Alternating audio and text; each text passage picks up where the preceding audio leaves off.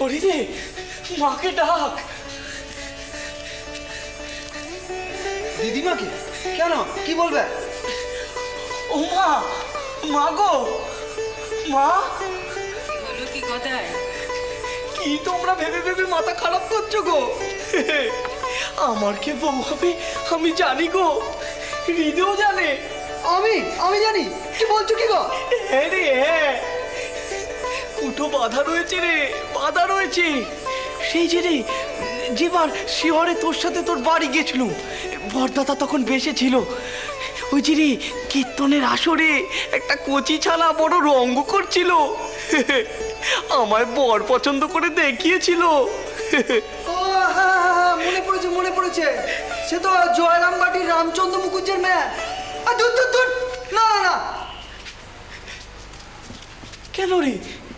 আরে সে তো দুগ্ধপোষ্য শিশু গো, তার সঙ্গে তোমার মানায়? হ্যাঁ, সে মানাক আর নাই মানা, সে তো আমায় স্বয়ম্বর করেছে। আমি যদি মানি তাতে কার কি? ও মা, আমার বিয়ে করার হলে আমি সেই মেয়েকেই বিয়ে করব। কি বলছো কি গো মামা, কি বলছো? ওকে আমায় মামি বলতে হবে? সেটা হয়? সাধে তোমাকে লোক পাগল বলে? পাগল কোথাকার! শুনছো শুনছো দিদিমা, তোমার ছেলের কথা শুনছো?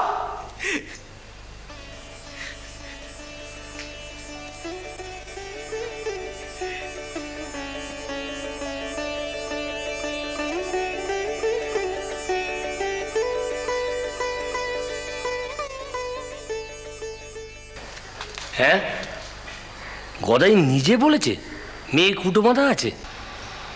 আজ্ঞে। কোথায়? জয়রামবাটি গ্রামে, রামচন্দ্র মুখুজ্জে ঘরে। তা ও কি করে জানলো? তা তো জানি না খুড়োমশাই, গদাই তো কত কি পাগল পাগল কথা বলে। একবার নাকি হেমাঙ্গিনী দিদির বাড়ি গিয়েছিল অনেক দিন আগে, সেখানে ওই কীর্তন গানের আসরে কি সব হয়েছিল।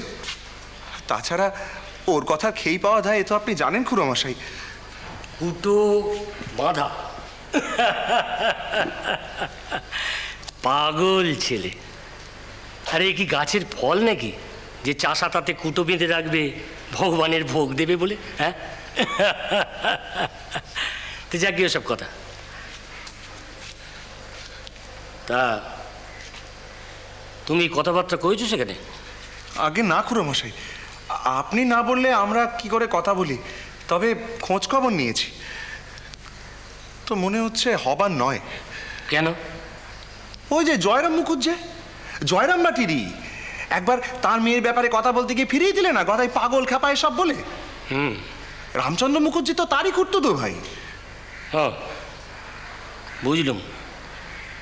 তাহলে আর কথা বলে কি হবে? না না, বারবার গায়ে পড়ে গিয়ে মান খোয়ানোর কোনো মানেই হয় না। ঠাকুরপো, আপনি মান খোয়াতে না চাইলে কি হবে ঠাকুরপো? ও নিজেই নিজের মান খোয়াবে। মানে? একবার যান, গিয়ে দেখে আসুন আমাদের বাড়িতে গিয়ে কাল থেকে কি শুরু করেছে। এক্ষুনি সেই মেয়ের ঘরে যেতে হবে খোঁজ নিতে। তার আর তর সইছে না, বিয়ে পালিয়ে যাবে। আমাদের যদি যেতে দেরি হয়, তাই নিজেই রওনা হচ্ছে। গিয়ে তাদের উঠোনে দাঁড়িয়ে ডাকবে, কই গো শ্বশুর মশাই, দাও তোমার মেয়েকে এবার দাও, কুটো বাঁধা রয়েছে। ও সেখানে যাবে বলেছে? ভাবটা তাই, তবে ও ছেলেকে আমি ভয় পাই।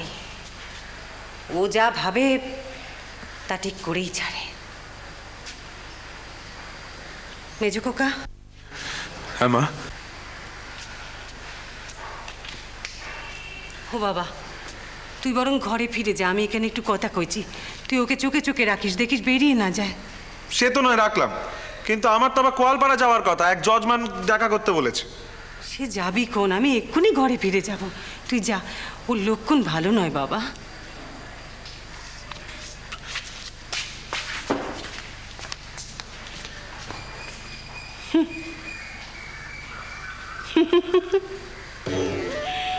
কি হলো বুটান, হাসছেন কেন?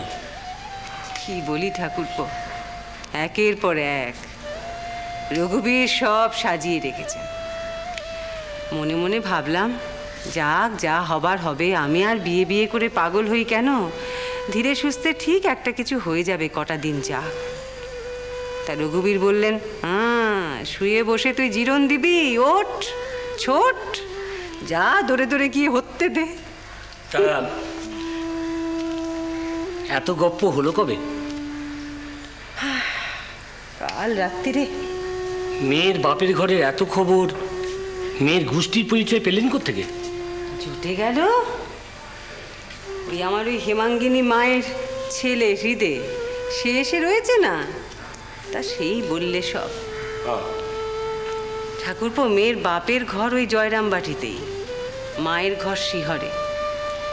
মায়ের নাম শ্যামা সুন্দরী, আর ওই মায়ের বাপের নাম হলো গিয়ে হরিপ্রসাদ মজুমদার মশাই।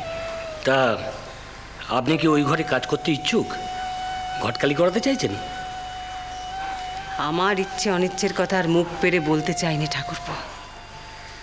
আমি আর কিছু চিনি না চিনি, নিজের কপালটা বাড়ি ভালো চিনি।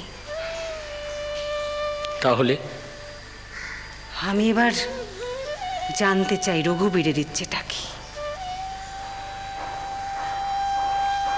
তিনি আমার পরীক্ষা নিয়ে চলেছেন একের পর এক, সেই গদায়ের জন্ম থেকে। আমি যখন যা চেয়েছি, যখন যা ভেবেছি, তিনি তার উল্টোটি ঘটিয়েছেন। আমাকে এক মুহূর্ত সুস্থির থাকতে দেননি রঘুবীর। আর নয়, আর তো আমি নিজের কথা ভাববো না, এবার তাকে আমার জন্য ভাবতে হবে ঠাকুরপো। এইবার আমি রঘুবীরের পরীক্ষা নেব। কি বলছেন বৌঠান? তিনি তো আপনার গৃহদেবতা। সে প্রমাণ তিনিই দেবেন, সে দায়ও তার। একবার যখন রঘুবীর মুখ থেকে ওর বার করেছেন যে মেয়ে কুটো বাঁধা রয়েছে, তখন সে দায়ও তার, আমার নয়। জন্মের পর থেকে, সে ছোটবেলা থেকে একের পর এক নানা কাণ্ড ঘটিয়ে চলেছে। গ্রাম শুদ্ধ লোককে নাচিয়েছে, কুদিয়েছে, আমাকে সইতে হয়েছে। আমার হাড় মাস সে কালি করে ছেড়েছে। আমার কোল থেকে নেমে গিয়ে ঠাকুরের থানে চেপেছে। কত কি, কত লীলা, কত বিভূতি, তা সেই কামার পুকুরে শেষ হয়নি ঠাকুরপো। গেছে সেই দক্ষিণেশ্বরের মন্দিরে, সেখানেও জগন্মাতার লীলা নামিয়েছে সে। তা দেখি ওর লীলার সত্যতাটুকু। কত বড় দেবতা একবার আমি দেখি। একবার যখন মুখ থেকে বার করেছে যে মেয়ে ঠিক করা রয়েছে, নিয়ে আসুক, নিয়ে আসুক সেই মেয়ে ঘরের বউ করে। আমিও আঁচল পেতে রেখেছি। বৌঠান, হ্যাঁ ঠাকুরপো, যা বলার এই আপনাকে আমি বলে গেলুম।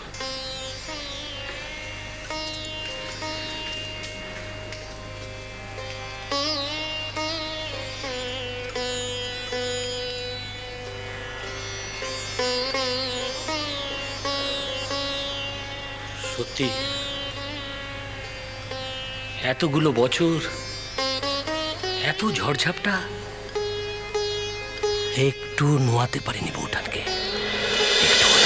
শ্রীরাম কৃষ্ণ